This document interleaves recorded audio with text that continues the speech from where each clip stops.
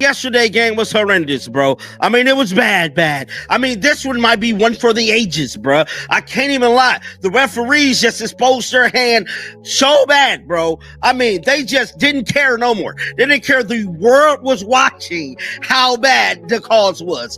They didn't care at all. They was going to get their issue off against the Fever no matter what. And I'm here to tell you, that's exactly what went down, bro. I mean, they got their issue off in a major way, bro. I mean, there was countless of times I could literally look at the screen and know that was a foul.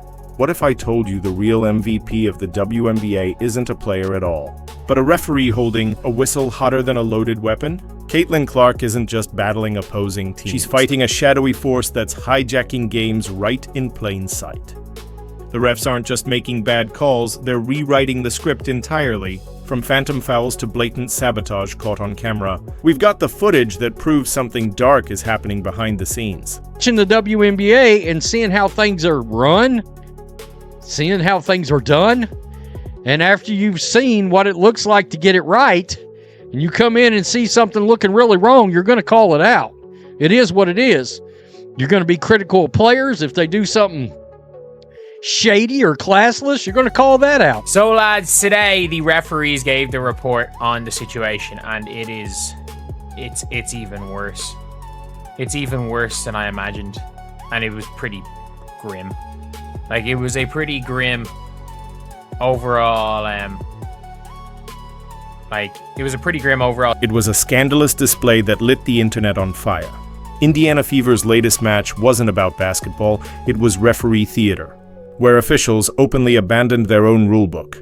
Caitlin Clark, the league's brightest star, found herself at the mercy of refs who seemed determined to sabotage her every move. Clear fouls ignored, phantom calls appearing out of thin air, and a glaring bias so obvious even casual fans couldn't ignore it. Twitter exploded with slow-motion breakdowns. You would think with what they say coming into the season, Kathy made it her business to let them know that, referees is going to be getting assessed for this next season and make sure they're making the right, proper calls. Man, at this point, we need NBA refs all the time, bro. I don't want these YMCA, junior league, high school ass referees, bro. We need real life refs because as of right now, they're costing the Indiana Fever major games that they definitely need to win. Caitlin Clark, basketball's biggest target. Imagine being one of the most electrifying stars in sports history and still feeling utterly powerless. That's Caitlin Clark's reality. She's not just dealing with double teams. She's up against referees who treat her talent as a threat rather than a triumph. From blatant missed fouls to absurd phantom calls, Clark is repeatedly singled out, as if referees decided she committed a basketball crime. Just by stepping onto the court, coaches around the league openly admit that referees find Clark challenging to officiate due to her aggressive style. But that's no excuse for what fans see every night: targeted sabotage disguised as refereeing. Experts and commentators alike are baffled by how consistently the refs seem to punish Clark for simply being too good. Yet, as bad as things are for Clark, the frustration boiling over on the sidelines has become just as impossible to ignore. To share with you guys an article that I found that honestly gives us so much insight into the WNBA referees, how they are hired, how much they make. And there's one section that really stood out to me, and they break down essentially why they are making the calls that they make. And they also talk about the influx of new fans flooding to the WNBA. They talk about Caitlin Clark a little bit. Coach Stephanie White hits her breaking point. It was only a matter of time before someone snapped, and that someone was Indiana Fever head coach Stephanie White. What started as pacing and shouting turned into a full-blown meltdown, a raw display of outrage that captured exactly what fans were feeling. She wasn't just arguing calls, she was begging for fairness in a game that had clearly lost it. Each whistle against her team felt like another slap in the face, and White's sideline presence became a symbol of resistance in a league gone quiet. Game after game, she watched her star player get hacked, elbowed, and blindsided, only for the refs to shrug it off. By the fourth game, White had seen enough. The Fever were getting crushed, not just by opponents, but by the very officials. Supposed to protect the integrity of the sport, and while she was demanding answers, one person was nowhere to be found. You would think with what they say coming into the season, Kathy was made it her business to let them know that, referees is going to be getting assessed for this next season and make sure they're making the right, proper calls. Man, at this point, we need NBA refs all the time, bro. I don't want these YMCA, junior league, high school ass referees, bro. We need real life refs. The commissioner's deafening silence as the league spiraled into controversy. Fans and players looked toward one person for leadership. WNBA Commissioner Kathy Engelbert. But instead of taking charge, she vanished into the background like a ghost in a power suit. No statements, no press conferences, no accountability. Just silence, as if ignoring the chaos would somehow make it disappear. While coaches rage and players get blindsided on national television, the commissioner remains unreachable. Commentators are fuming. Social media is in full revolt. And yet, the league's top official reacts slower than a frozen Zoom call. The most watched player in WNBA history is being systematically targeted, and the person tasked with protecting her doesn't even show up. It's no longer just about officiating. It's about leadership failure at the highest level. And as the silence grows louder, so does the fury of the fans. The Indiana Fever fans were chanting, "Sophie, Sophie."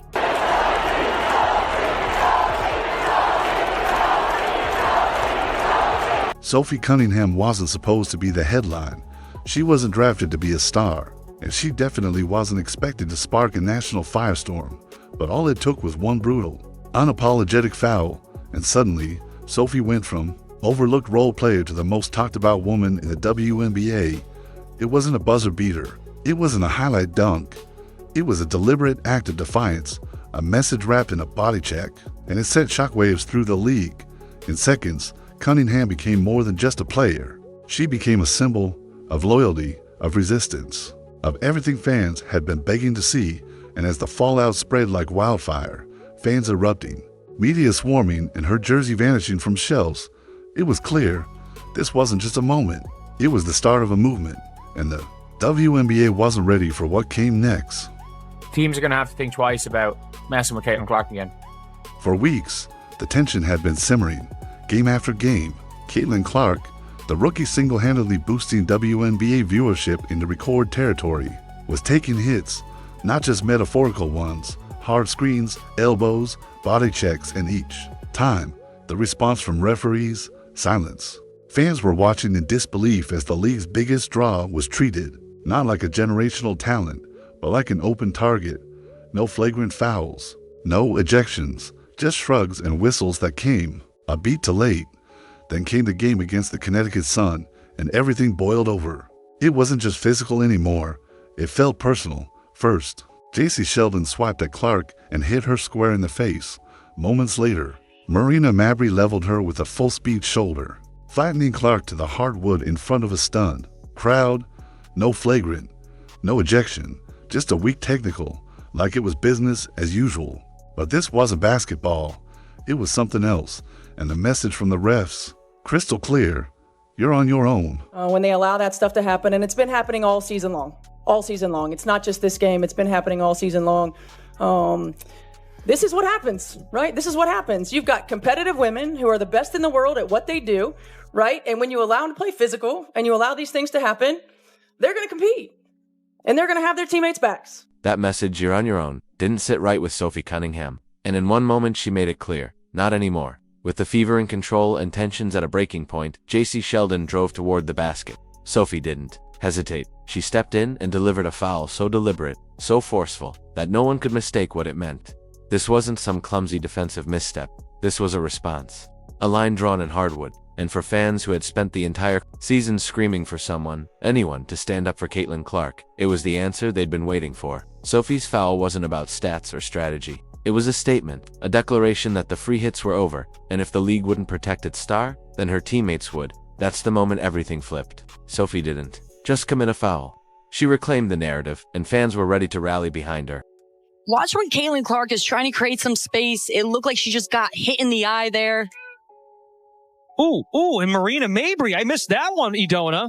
The internet didn't just react, it detonated. Within hours, Sophie Cunningham's name was everywhere. Sports blogs, Twitter threads, news alerts. But what started as shock quickly splintered into chaos. One side praised her as a hero, the enforcer fans had begged for, but the other, it went nuclear. A petition popped up demanding she be banned from the league. Comment sections flooded with outrage. She was called a thug, a menace, an embarrassment to the WNBA. And yet, the irony was impossible to ignore, because many of the loudest voices calling for Sophie's suspension had stayed completely silent when Caitlin Clark was getting tripped, shoved, and blindsided for weeks. Where was the outrage then? Suddenly, it wasn't just about one foul, it was about hypocrisy, about who gets protected and who doesn't. And as the noise got louder, Sophie's next move didn't just shift the conversation, it silenced it.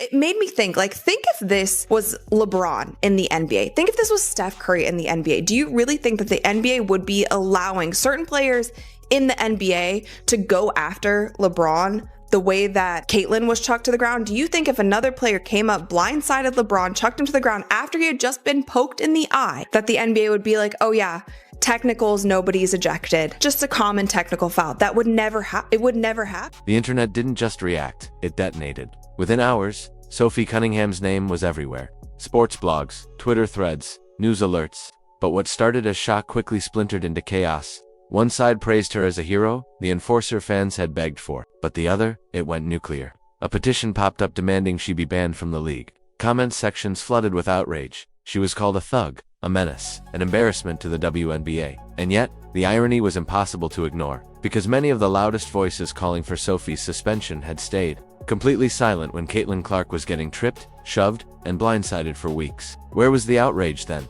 Suddenly, it wasn't just about one foul, it was about hypocrisy, about who gets protected and who doesn't. And as the noise got louder, Sophie's next move didn't just shift the conversation, it silenced it. The clapback heard round the league while the league scrambled and critics piled on. Sophie Cunningham didn't issue a statement. She didn't apologize, she didn't even blink. Instead, she dropped one tweet, a silent, savage retweet, of a post announcing her Indiana Fever jersey had officially sold out. No back and forth, no defense. Just a simple mic drop that said more than any press conference ever could. In that moment, Sophie flipped the script. The outrage collapsed into silence. The critics were still typing, but the scoreboard had already changed, and it wasn't just on the court. Fans weren't just supporting her with words. They were buying jerseys, merch, identity. Sophie Cunningham had gone from villain to viral brand in less than 24 hours. This wasn't some lucky break, it was a checkmate. A cold, calculated move that showed the world she wasn't backing down. She was cashing in. The business of being the bodyguard. What happened next proved this wasn't just a viral moment. It was a full-blown marketing machine. Sophie Cunningham's social media didn't just spike, it exploded.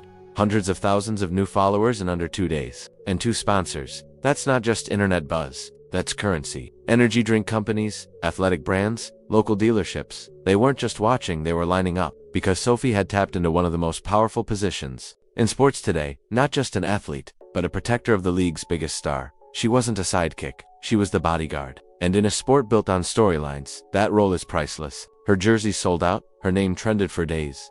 And every brand saw the same thing: loyalty, emotion, and visibility wrapped into one fierce camera-ready package.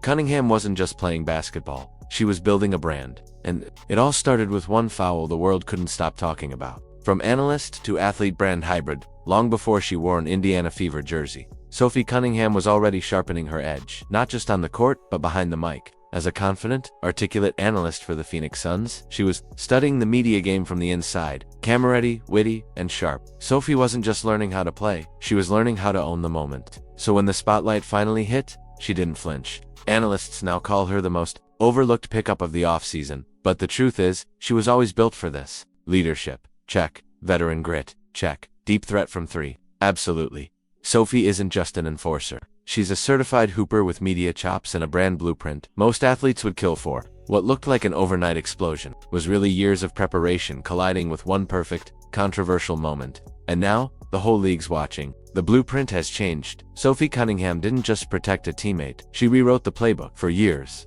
the path to stardom in the WNBA was simple. Score big, win games, collect awards. But now, the fastest way to superstardom might just be standing in Caitlin Clark's corner when it counts. Because Sophie's hard foul did more than spark outrage. It exposed the league's officiating problem, revealed the power of Clark's fanbase, and forced the WNBA to choose: protect the face of your league, or keep pretending it's business. As usual, Cunningham gave them a third option: let the team do what the refs won't. And the message landed, not just with the fans, but with brands, media, and players watching from the sidelines. She didn't just take a stand. She showed everyone how lucrative loyalty can be. In a league that's still finding its identity, Sophie Cunningham just became the prototype. Tough, unapologetic, profitable. One foul, a movement, and millions in the making at its core. That one foul was never just about sending a message to the Connecticut Sun. It was a message to everyone: the league, the fans, the media, and most of all, to anyone watching who still didn't understand the power of loyalty in the Caitlin Clark era.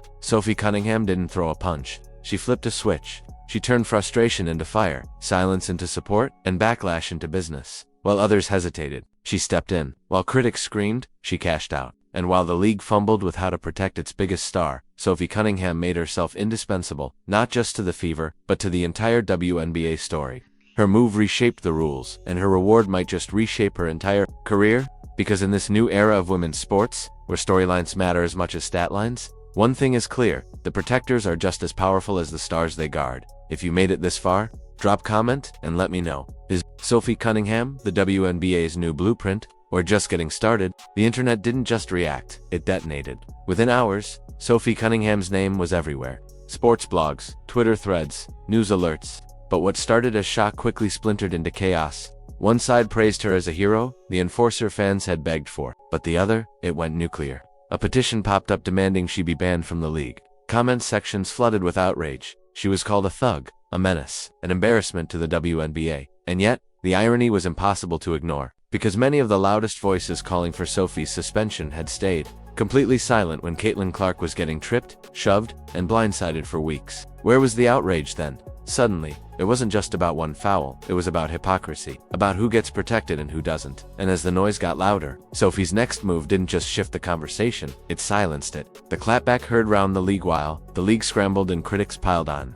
Sophie Cunningham didn't issue a statement. She didn't apologize, she didn't even blink. Instead, she dropped one tweet, a silent, savage retweet, of a post announcing her Indiana Fever jersey had officially sold out. No back and forth, no defense. Just a simple mic drop that said more than any press conference ever could. In that moment, Sophie flipped the script. The outrage collapsed into silence. The critics were still typing, but the scoreboard had already changed, and it wasn't just on the court. Fans weren't just supporting her with words. They were buying jerseys, merch, identity. Sophie Cunningham had gone from villain to viral brand in less than 24 hours. This wasn't some lucky break, it was a checkmate. A cold, calculated move that showed the world she wasn't backing down. She was cashing in.